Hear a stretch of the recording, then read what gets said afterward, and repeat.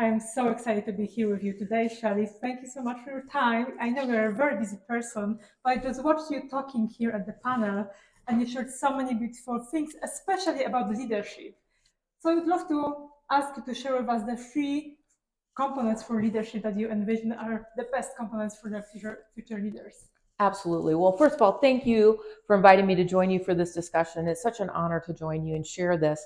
And what I'll share with your audience is that over my 30-year career, starting in the Air Force, working at Space Foundation, and now launching my own company called SB Global LLC, is I've learned we need to be different types of leaders. Absolutely. We started, when we think back 30 years, we heard about Hershey Blanchard, we've heard about servant leadership, but what I share, what we need to be in today's era of social media, where you can start movements, anyone can be a leader no matter where they are. You don't have to be elected. You don't have to be in a position of authority. You can be a global transformational leader is what I call it, a GTL. And the three main components they have is they're inspirational, they're authentic, and they have gratitude. And I can imagine that you also met this type of people in your past, right? Yes, absolutely. One of my favorite, most inspirational leaders is a friend of mine. He's the former president of Colorado State University, President Timothy Motet. And he's the one who told me, Shelly, leaders, the most important thing they can be is inspirational. We need to inspire others, especially to come into the space industry. You can't say, come into the space industry.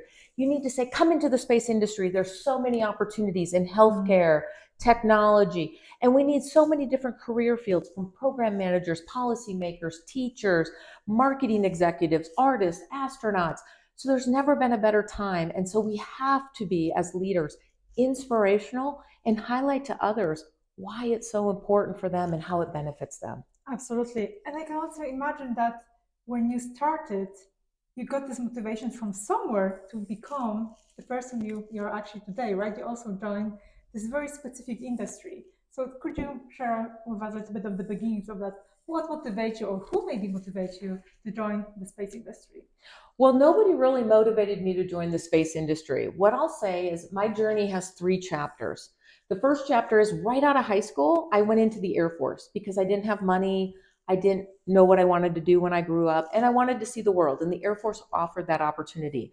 So I went to school at night, I earned my degree, and then I applied to become an officer in the Air Force, and the Air Force made me a space acquisition officer. So that started my career in the space industry. So I have to thank the US Air Force for that. But the people I really have to thank are my mom, Betty, and my grandmother, Rose. My grandmother, Rose, her family came from Poland, settled in Wisconsin as farmers, and my grandmother was an entrepreneur. Her and her husband, my grandfather, Florian, ran a bar. They ran a farm. I mean, they were business leaders from the beginning. My grandfather started his own insurance company.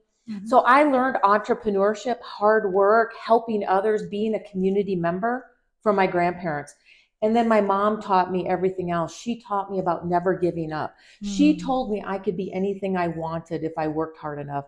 And to this day, I hope I'm proving her right. I'm doing my best, Mom. I'm sure you're doing, and which is so interesting because that's what connects us too. I'm actually originally from Poland. Ah, how wonderful. So I hope to go to Poland this year, but yes, my family is from Poland. Yeah, beautiful. You mentioned, just coming back to the three components of leadership, could you please describe them a little bit more in detail? What should we expect from a transformational leader? Absolutely. So when we think about being inspirational, that's about being able to communicate, having an idea and a vision, like what is the next mountain and the next mountain and the next mountain, and helping people understand where we're going, getting everyone together, and then helping them go that way. Yeah. So it's not just about being a leader and saying a vision, you have to also act. It's about action. Everything is about action. It's all about action. Yeah. So that's being inspirational. Authenticity is about being trustworthy. It's about connecting with people. I think when you hear me talk, you know what I say, I mean. One of my former mentors, he said to me, Shelly, no matter where you go, you're Shelly because it's in your DNA. You are who you are. And so he taught me that I am who I am, and to just unlock that passion, that connection. And so by being authentic to yourself, you then build trust and authenticity with others, and you get them excited about where you're going. And then that third component is about gratitude. You know, we all have ups and downs. We've all had successes and failures. And that's okay that no matter what, on the days of success or the days of failure, that you can be grateful. Just like I said, I'm grateful for the mentors I've had. I'm grateful for the wonderful family I have. You've met my husband. He's a great supporter. So no matter what type of day I'm having, it's a great day because I'm grateful. And one of my other friends, Dr. Harbin Aurora Ray, who leads the G100, which also connects us, by the way. Which connects us. Yeah. I interviewed her for a book I'm writing about global transformational leadership. And she said that we should write a gratitude journal because if we do that, that can ultimately rewire our brain. So I love Dr. Harbin, and I'm glad that we were able to connect through her. Yes, what you mentioned right now is so important because we are clearly privileged to be alive. Yes. Especially in this time and space. Oh, imagine, what were the challenges our ancestors had to go through to be where we are today. It's such a great privilege to embrace this space and just to be who we are, right? Absolutely. And for the future, what do you envision for the future? I think the future is amazing. And what I'm really passionate about is how we create more access for that amazing future. I'm a space individual. I'm into technology. And so what I want to do is help citizens who may not think that they're part of the space industry or technology, whether they're in the US or emerging space nations, that there is a place for you. There is opportunity. We need career fields, all workers in the space industry, STEM professionals, science, technology, engineering, mathematics, marketing and media.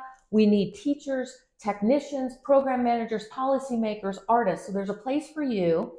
And your country or community might need a different thing. We might need you in the healthcare or the Internet of Things or financial technology or agriculture.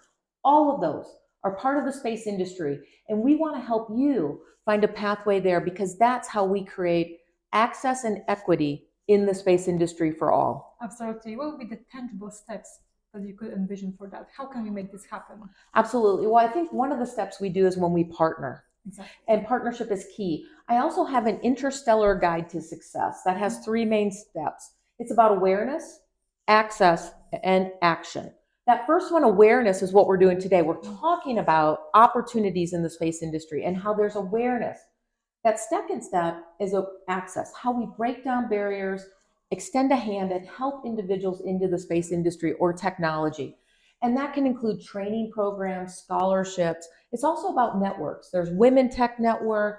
There's G100. We hope you'll check out the G100.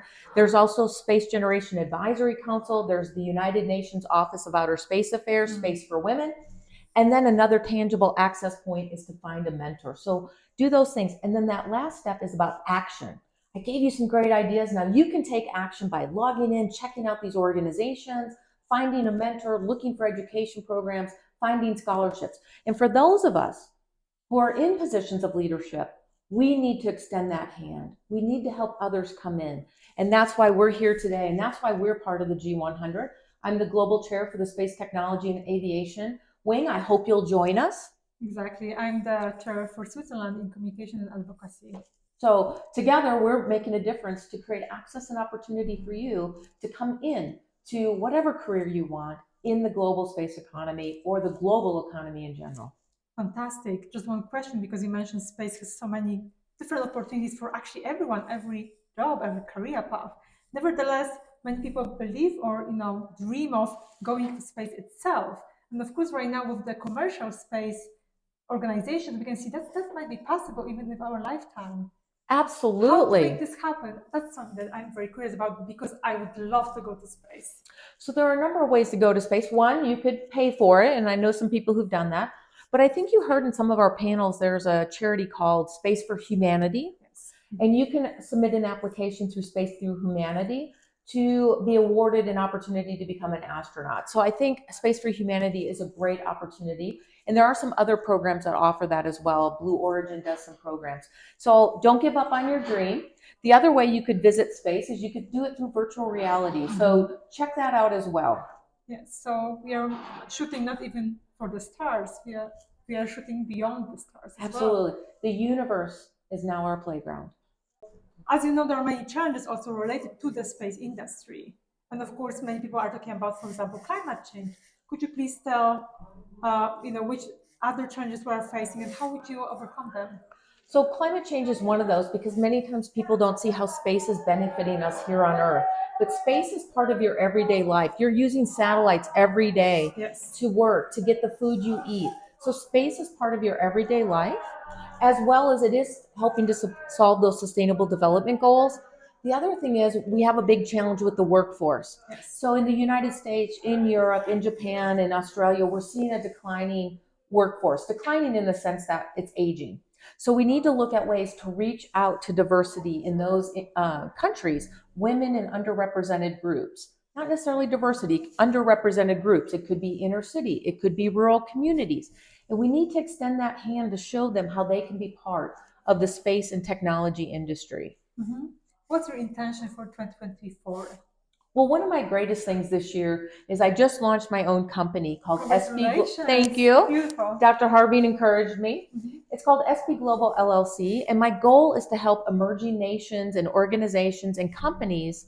I want to help them with strategic strategy development, strategic engagement, advocacy, and outreach, so that they can create a real sustainable project or program that benefits the citizens in their country or community. So I hope you'll join me at SB Global LLC, and together we can change the world. That's wonderful. Thank you for making this happen. Congratulations also on your new company, and thank you for your time today. Thank you, and I look forward to seeing you around the galaxy. Yes.